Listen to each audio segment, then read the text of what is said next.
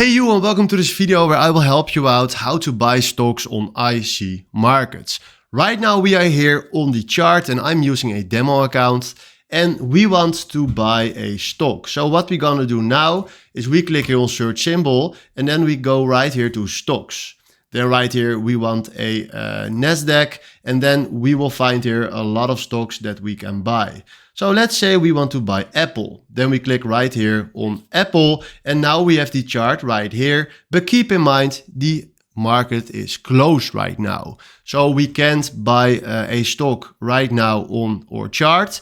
We need to wait until Monday and then we can buy it. But if you want to buy it, please check this. We click on new order and then fill in right here the amount that you want to buy. I want a volume of 1.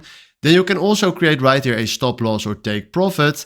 And then after that, just click here on buy by market. And then we can create our position on our stock. But right now the market is closed, like I told you. And when the market will open, it works exactly the same like this. But then you will immediately create your position. So this is how you can buy stocks on IC Markets. Hopefully this was the video where I was looking for. Thanks for watching and have a wonderful day. Ciao.